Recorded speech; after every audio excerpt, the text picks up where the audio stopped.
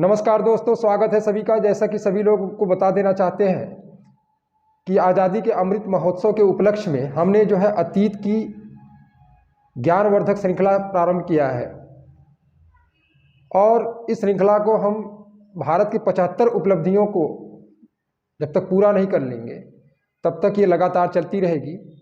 और मुझे आशा है, उम्मीद है कि सभी परीक्षार्थी, सभी प्रतियोगी परीक्षाओं के परीक्षार्थी इससे लाभान्वित होंगे।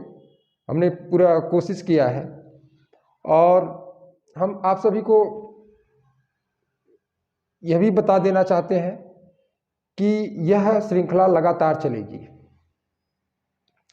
आइए सबसे पहले हम लोग जानते हैं कि आज़ादी का अमृत महोत्सव यह भारत सरकार के द्वारा 12 मार्च 2021 को शुरू किया गया। जिस प्रकार से 91 वर्ष पहले जो है महात्मा गांधी के द्वारा गुजरात के अहमदाबाद जिले के साबरमती आश्रम से दांडी मार्च शुरू किया था उन्होंने 12 मार्च 1930 को, उसी प्रकार 91 वर्ष बाद जो है कि भारत के प्रधानमंत्री के द्वारा यह शुभारंभ किया गया आज़ादी का अमृत महोत्सव। तो उसी चीज़ को ध्यान में रखकर हमने आज़ादी के अमृत महोत्सव के उपलक्ष्य में अतीत की ज्ञानवर्धक श्रृंखला हमने शुरू किया है और जिसमें भारत के 75 उपलब्धियों को हम लोग उसका जिक्र करेंगे। तो आइए हम लोग जानते हैं कि कौन कौन सी उपलब्धियां हैं और उसके बारे में हम लोग जानते हैं। तो सबसे पहले हम आप सभी को बता देना चाहेंगे कि सबसे पहले हमने लिया है देसी रियासतों का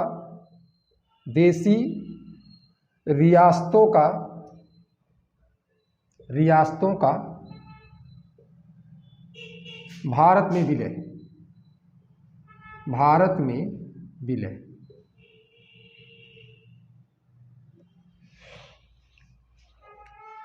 देश जब आज़ाद हुआ और आज़ाद एक अधिनियम के अंतर्गत भारतीय स्वतंत्रता अधिनियम 1947 के तहत भारतीय उपमहाद्वीप 2 डोमिनियनों में विभाजित हो गया, एक पाकिस्तान और एक भारत।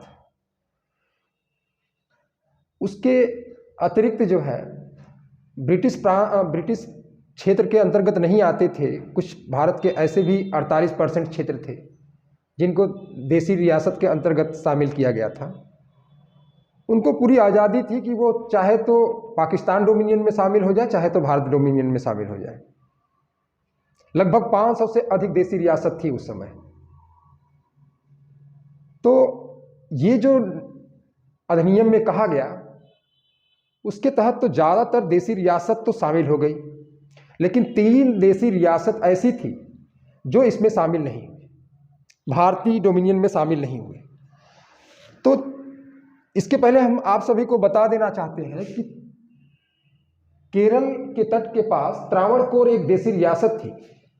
त्रावणकोर देसी रियासत थी जो सबसे पहले भारतीय विलय में शामिल होने से इनकार किया था और वह ग्रेट ब्रिटेन के साथ गुप्त संधि भी कर ली थी। लेकिन कहा जाता है कांग्रेस समाजवादी पार्टी के एक कार्यकर्ता के द्वारा, उस समय के दीवान थे, उनका नाम था सीपी अय्यर, उनके ऊपर हमला किया गया। उसके बाद कहा जाता है कि फिर जो है दीवान जी भारत में विलय की संस्तुति दे दी है। भारत में विलय का उन्होंने समर्थन किया। तो इस तरह से देखा जाए तो इसके बावजूद भी 3 ऐसे देसी रियासत थी जो भारत में विलय नहीं करना चाहती थी। और वो कौन कौन सी थी? एक तो हैदराबाद, दूसरा जो था जूनागढ़ और तीसरी जो देसी रियासत थी वो थी जम्मू कश्मीर। ये 3 देसी रियासत, ये तो मान लीजिए मौन थी। भारत के विलय पर जब प्रश्न किया गया तो ये तो मौन थी, लेकिन इनकी जो है निष्ठा पाकिस्तान के साथ थी, दोनों की निष्ठा पाकिस्तान के साथ थी। तो उस समय देश के गृह मंत्री और उप प्रधानमंत्री सरदार वल्लभ भाई पटेल थे और उनको ये दायित्व सौंपा गया कि देसी रियासतों को भारतीय डोमिनियन में मिलाया जाए। और वो वीपी मेनन के सहयोग से ये कार्य प्रारंभ उन्होंने किया और जो भी अड़चने आई उसको अलग अलग तरीके से उसको पूरा करने का प्रयास किया उन्होंने, उन अड़चनों को दूर करने का प्रयास किया। इसीलिए उनको जो है कि भारत का बिस्मार्क भी कहा जाता है। जिस तरह से जर्मनी के एकीकरण में बिस्मार्क की भूमिका रही, उसी तरह से भारत में जो है कि सरदार वल्लभ भाई पटेल की भूमिका बिस्मार्क की मतलब बिस्मार्क के रूप में रही। तो देखिएगा कि सबसे पहले हम लेते हैं हैदराबाद को। हैदराबाद का उस समय निजाम जो राजा था उसका नाम था मीर उस्मान अली। मीर उस्मान अली उसका नाम था और मीर उस्मान अली की निष्ठा पाकिस्तान के साथ थी और जिन्ना साहब आश्वासन भी दिए थे सहयोग करने के आश्वासन भी दिए थे और ये यूरोप से हथियार भी मंगा रहा था। यूरोप से हथियार भी लगातार मंगा रहा था। भारत के गृह मंत्री सरदार वल्लभ भाई पटेल बिचौलियों के माध्यम से और तमाम ऐसा प्रयास उनके द्वारा किया गया ताकि निजाम जो है भारत में विलय कर ले, लेकिन निजाम विलय करने के लिए तैयार नहीं हुआ। और कहा जाता है कि 13 सितंबर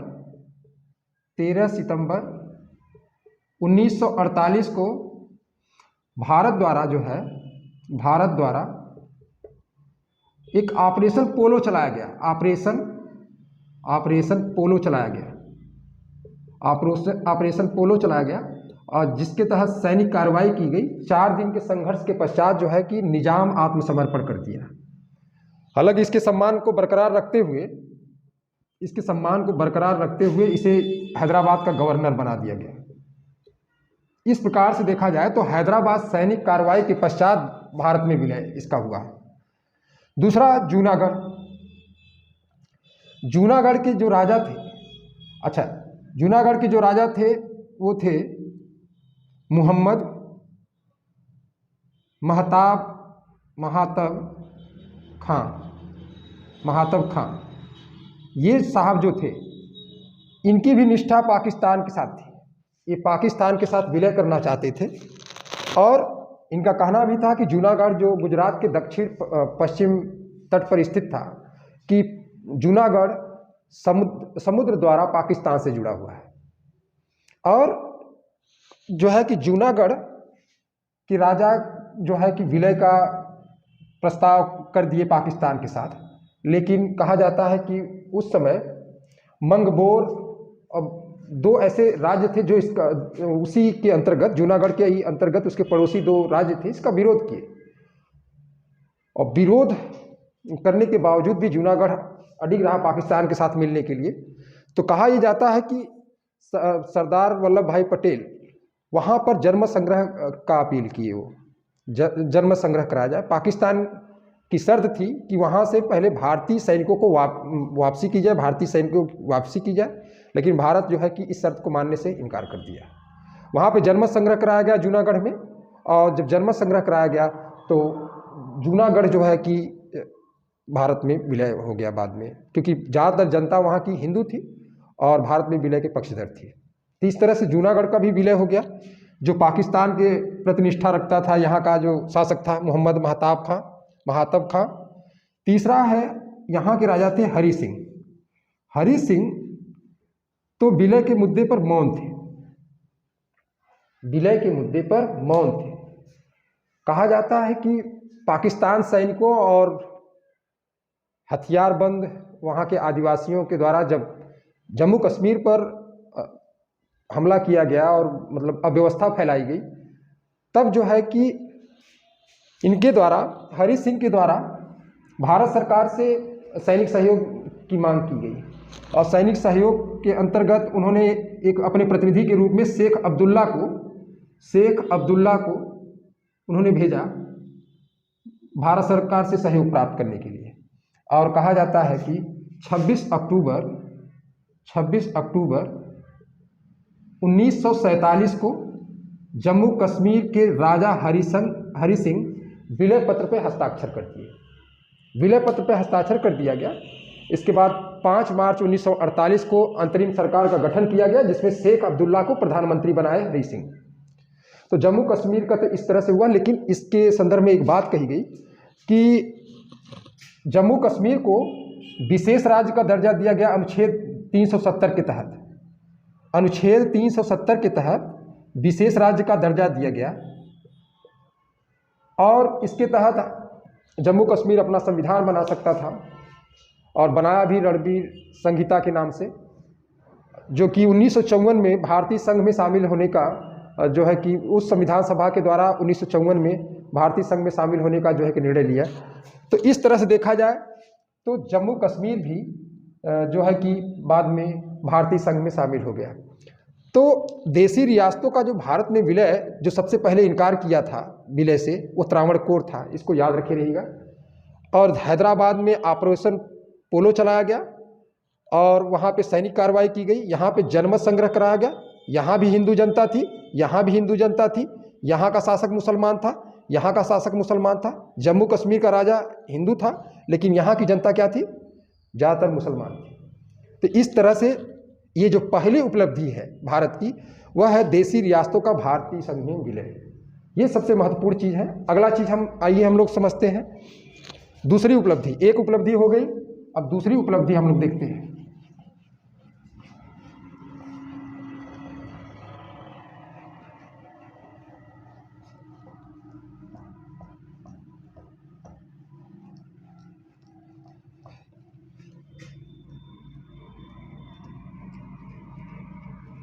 यहाँ पर एक चीज़ सभी लोग लिख लीजिएगा, जम्मू कश्मीर का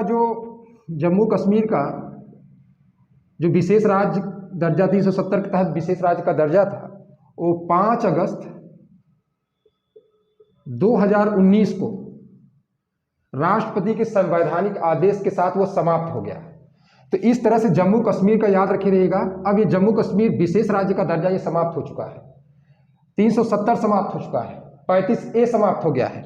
तो इस तरह जम्मू कश्मीर का जो विशेष राज्य का दर्जा समाप्त करके इसे 2 भागों में बांट दिया गया, एक जम्मू कश्मीर और एक लद्दाख, 2 केंद्र शासित प्रदेश बनाए गए। अब अगली उपलब्धि जो भारत की है उसको देखते हैं। आइए, दूसरी उपलब्धि है इसकी मतदान का अधिकार। मतदान का अधिकार, मतदान का अधिकार ये बहुत ही महत्वपूर्ण है कि आज़ादी के बाद भारतीयों को मतदान का अधिकार दे दिया गया। ये लोकतंत्र का सबसे मजबूत पक्ष है। हम लोगों को आज लगता है कि यह आसानी से हमको मिला हुआ है, लेकिन उस समय दुनिया के तमाम ऐसे देश, जैसे अमेरिका जैसा देश, आज़ाद होने के 144 साल बाद जो है कि महिलाओं को मतदान का अधिकार दिया। 1 सदी बाद तो ग्रेट ब्रिटेन अपने जो है कि देश की महिलाओं को मतदान का अधिकार दिया, लेकिन भारत आज़ाद होने के तुरंत बाद महिलाओं को अधिकार दिया है। क्योंकि उस समय जो भारतीय जनता थी वो लगभग मतदाता के रूप में 17 करोड़ 30 लाख थी। 17 करोड़ 30 लाख थी, जिसमें 8 करोड़ तो केवल और केवल महिला थी। इसको याद रखिए। तो मतदान का अधिकार जो मिला वह प्रारंभ में 21 वर्ष का जो कोई भी भारतीय नागरिक था, 21 वर्ष का, उसे मतदान का अधिकार दिया गया। मतदान का अधिकार दिया गया, इसको याद रखे रहिएगा सभी लोग। मतदान का अधिकार दिया गया। फिर क्या हुआ? 61वां संविधान संशोधन आया। 61वां संविधान संशोधन ये कई बार परीक्षा में पूछा जा चुका है, PCS, IAS और वनडे परीक्षाओं में। 61वें संविधान संशोधन के द्वारा 1988 में संविधान संशोधन के द्वारा 1988 में कानून पास हुआ कि अब मतदाता की आयु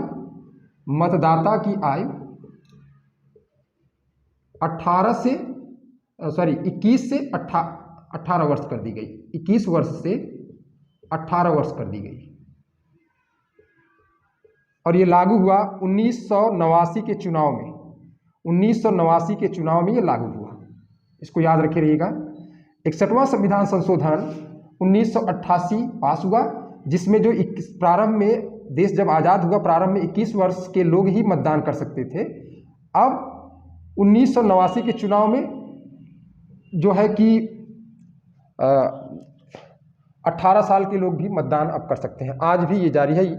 हमारे यहाँ सार्वभौमिक वयस्क मताधिकार है।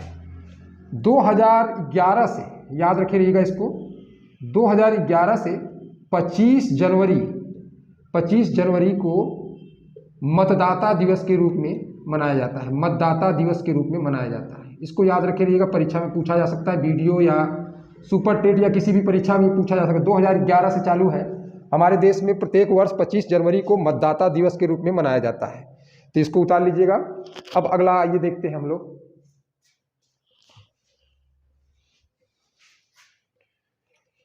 तीसरी जो उपलब्धि है, दो उपलब्धि हो गई, तीसरी उपलब्धि को आइए हम लोग देखते हैं।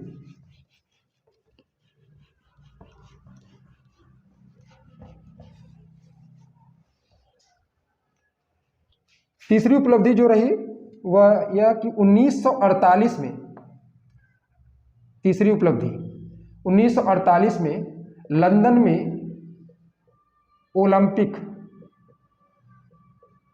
ओलंपिक खेल का आयोजन हुआ था, और आज़ादी के बाद भारत पहली बार स्वतंत्र रूप से भारतीय खिलाड़ी इसमें भाग लिए। हालांकि भारत की हॉकी टीम इसके पहले भी 1928 में एम्स्टर्डम में जो है कि हॉकी का स्वर्ण पदक जीत चुकी थी, और 1928 से लेकर 1956 तक लगातार भारत जो है कि हॉकी में स्वर्ण पदक जीती है।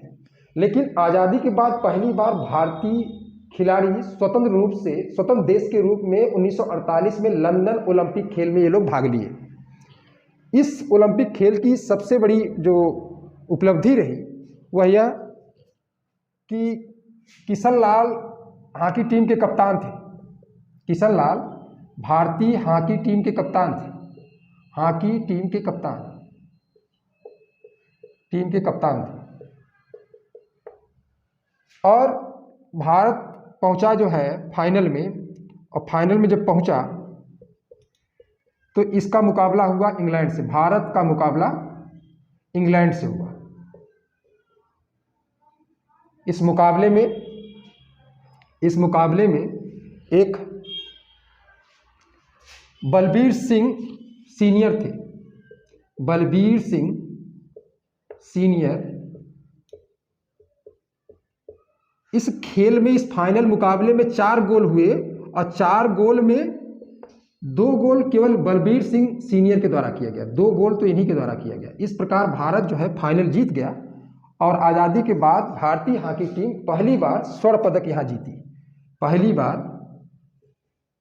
बार स्वर्ण पदक जीती आज़ादी के बाद। हालांकि इसके पहले भारतीय टीम जीत चुकी थी, लेकिन वह स्वतंत्र रूप से वो वहाँ पर हॉकी खेलने नहीं जाते थे, बल्कि जो है कि ग्रेट ब्रिटेन के बैनर तले वो खेलते थे, एक उपनिवेश के रूप में खेलते थे। इस तरह से भारत पहली बार 1948 में ओलंपिक खेल में स्वतंत्र देश के रूप में शामिल हुआ, और हॉकी टीम जो है, भारतीय हॉकी टीम, जिसके सभी खिलाड़ी नए थे और जो सबसे पहली बार जो है कि ओलंपिक में भाग ले रहे थे, वो सभी लोग जो है कि इस खेल में बढ़िया प्रदर्शन किए, और इस तरह से स्वतंत्र भारत पहला जो है कि स्वर्ण पदक जीता, और वो भी भारतीय हॉकी टीम के रूप में। जैसा कि आप सभी को बता देना चाहते हैं कि भारत अभी तक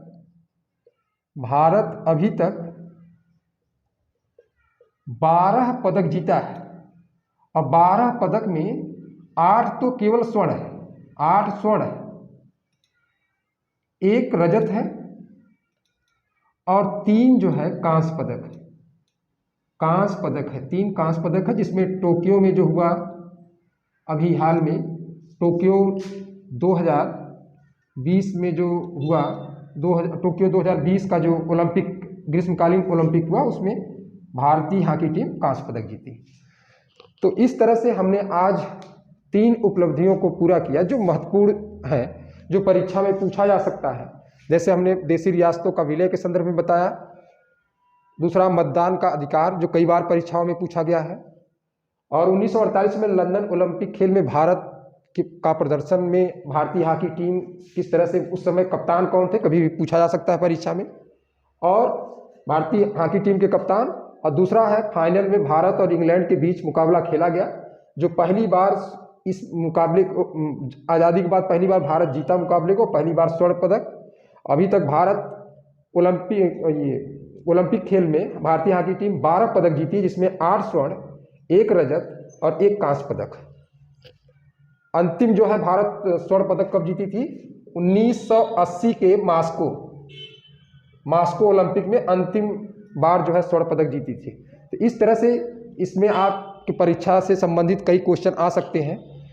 तो फिर इस श्रृंखला को आगे बढ़ाएंगे और आज यहीं पर विराम करते हैं। फिर आगे इस श्रृंखला को लगातार, जब तक 75 उपलब्धियों को हम नहीं बता देंगे, लगातार ये श्रृंखला चलती रहेगी।